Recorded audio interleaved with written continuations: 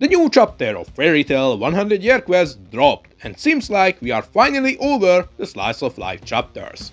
So what will await us in this chapter? We have to find out. With you till the day I die.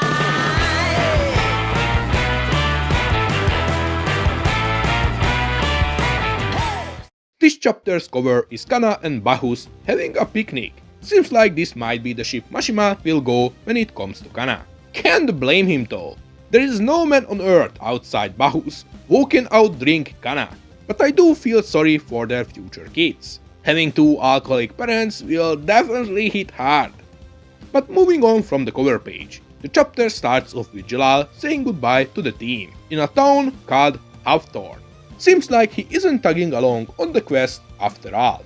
Natsu even questions why didn't he go back with the Saber gang, and the answer for that is quite obvious. This man wanted to spend more time with Erza.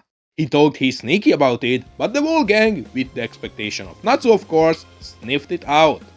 So they quickly leave them behind to say their final goodbye to each other until they meet again. I never wanted to punch Natsu so badly like I do now. He danced like a black hole. But the conversation between the two isn't about the flirting. Rather than that, Jellal reveals that he finally made his mind up about wanting to join Fairy Tail. He finally decided to walk forward instead of looking back. He finally started moving on from his past and trauma. He wants to look forward as he walks his path alongside the guild. Of course, that doesn't mean my crimes will just disappear, he says. However, Erza fully ignores him and instead cheers him on. This is actually a quite important moment despite being shown in a comedic way. This scene shows that both of them finally moved on from their past and came to terms with both each other and themselves. Erza now fully forgave Jellal, or at least sees him as someone who paid back his crimes. Will Jellal now can fully look into Erza's eyes, without his own guilt tormenting him. Both of them finally moved on from the events of Tower of Heaven. Dropping their chains, they are now truly free. Free to love each other without their past standing between them. With a final promise of coming home, Erza made to Jellal, they part away. The entire town of Hawthorne has this western theme to it, but I absolutely love. Fairy Tail needed more world building, and this is exactly what we received. This also kinda puts the world of Fairy Tail into a new perspective, since Ishgar was clearly based on Europe, with this Giltana was established to represent the Americas, or at least North America. Who knows, maybe this is the region where Biska is from, since we do know she's from the west. Regardless, Team Natsu is collecting information in a local bar about the Fire God's castle, but with no success. Despite the bartender hearing a lot of things from the passerby adventurers, he never heard about the Fire God's castle. Funnily enough, he did heard about a labyrinth. Wonder which labyrinth that might be. When they ask if there is a guild nearby, but unfortunately, the bartender mistook her for a kid and tells her kids don't belong into a saloon. Poor Wendy, she can't catch a break. She either fights her own demons manifested in her jealousy towards Erza's and Lucy's higher stats, or gets confused with a kid by others. I feel bad for her. Life is truly unfair. Anyway, Carla asked the question again. Is there a guild nearby or not? But instead of the bartender, a mysterious figure answers the question from the shadows. There sure is, he says. The bartender gets shit scared from the sight of the guy, revealing his name, Brian.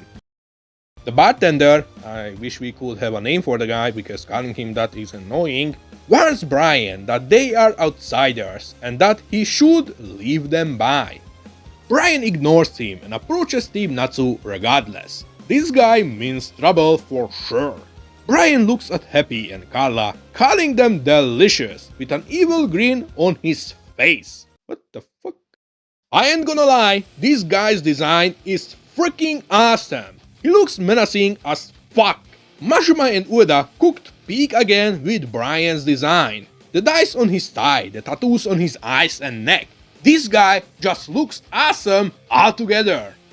Natsu, however, doesn't like his friends being called food, so he takes a deep look into his face. Shit, Natsu looking like that into your face is a near-death scenario.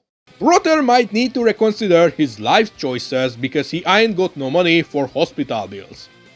Natsu demands Brian to apologize, and one thing is for sure, if you don't apologize if Natsu asks you to, you are cooked. At that point, you should just start digging your own grave.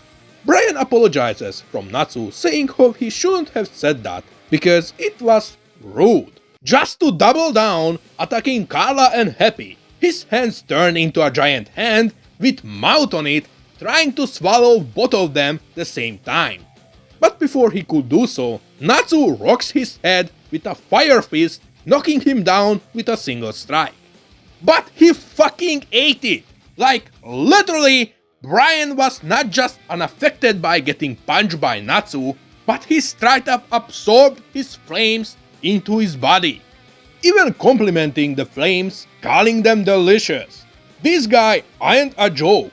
Even if Natsu just lightly tapped him, he still tanked a punch from Natsu, from the guy who slayed 4 dragon gods. So one thing is for sure, this guy is pretty strong. However, before Natsu could rock his ass, for real, with no actually putting effort into his attacks, Brian dips, but is probably a really smart choice. Natsu tries to go after him, but Stewie, I mean the bartender, stops them, saying it is better to not get involved with him, because he is a member of a dark guild called Fire and Flames. Oh baby, we are so back! We didn't just got a new cool antagonist, but we also got revealed that the guy is part of the exact same guild as the Signario sisters, potentially getting us closer to Ignia. This is so fucking hype!